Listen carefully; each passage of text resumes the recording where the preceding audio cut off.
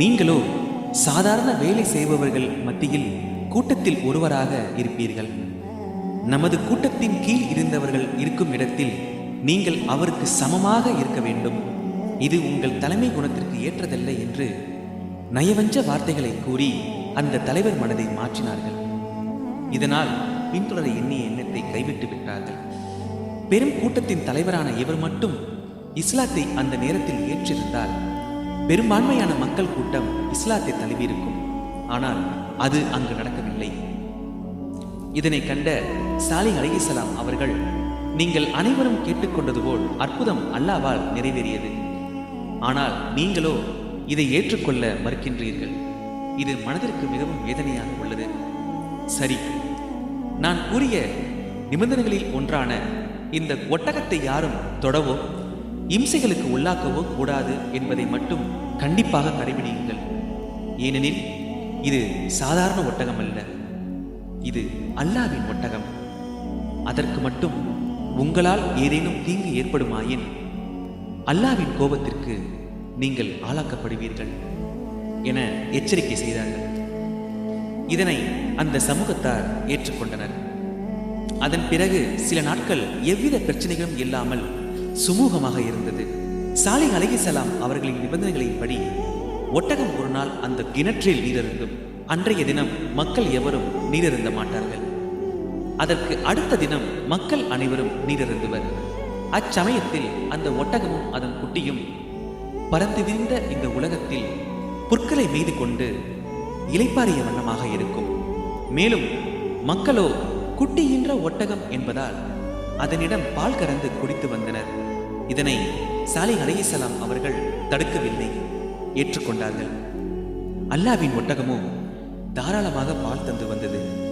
இருப்பினும் சைத்தானின் தீய எண்ணம் மக்கள் மனதில் ஆட்கொண்டது. இந்த ஒரு ஒட்டகமும் ஒரு குட்டியும் நீரருந்த ஒரு நாள். ஆனால் சிரமப்பட்டு இந்த கிணற்றை தோண்டிய மக்கள் நாம் அனைவரும் அருந்துவதற்கு ஒரு நாள் என்று ஒருவன் கூற அதை ஆமோதிப்பது போல் அவனை சுற்றி ஒரு கூட்டம் கூட இது மக்கள் அனைவரின் மத்தியில் கேள்வியை உண்டாக்கிற்று.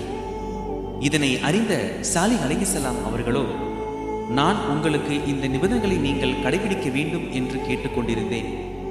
அதில் நீங்கள் ஏதும் குழப்பமோ அல்லது அந்த ஒட்டகத்திற்கு உங்களால் ஏதும் தீங்கு ஏற்படுமாயின் அல்லாஹ்வின் கோபத்திற்கு கட்டாயம் நீங்கள் ஆளாவீர்கள் என்று திரும்ப திரும்ப அவர்களை எச்சரிக்கை செய்து வந்தார்கள்.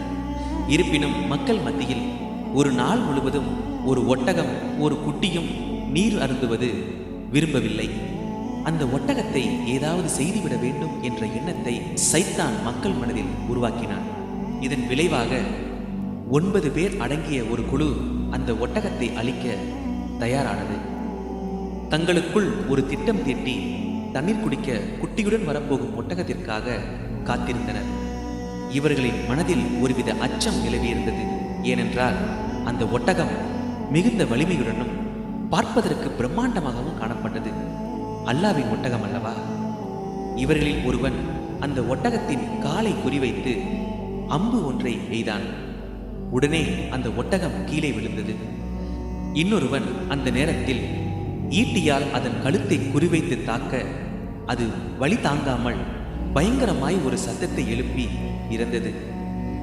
அது தனது குட்டிக்கு ஏதோ சைகையை கூறியது போல அந்த குட்டியும் வேகமாக ஓடிச் சென்று ஒரு பாறையின் மீது ஏறி நின்று 3 முறை கத்தியது. இறைவா, என் தாய் எங்கே என்பது போல் கதறியதாக வரலாற்று அறிஞர்கள் குறிப்பிடுகின்றனர்.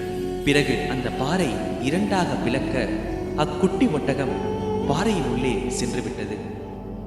இதை அறிந்த சாலிஹ் அலைஹிஸ்ஸலாம் அவர்கள் மக்களிடத்தில் சென்று, நீங்கள் கூறியதை கடைபிடிக்க மறுத்துவிட்டீர்கள், இது உங்களுக்கு பெரிய ஆபத்தை உண்டு பண்ணும் என்று மிக அதிகமாக எச்சரிக்கை செய்தார்கள். மக்களோ, இந்த ஒட்டகத்தை கொன்றால் எங்களுக்கு வேதனை உண்டாகும் என்று கூறினீரே, எங்கே அதை நிறுவியும் என சாலிஹ் அலைஹிஸ்ஸலாம் அவர்களை ஏளனமாக கூறினார்கள். அதற்கு சாலிஹ் அலைஹிஸ்ஸலாம் அவர்கள், உங்களுக்கு 3 நாட்கள் தரப்பட்டுள்ளது. இந்த 3 நாட்களும் நீங்கள் சந்தோஷமாக இருந்து கொள்ளுங்கள். அந்த 3 நாட்களில் முதல் நாளான வியாழக்கிழமை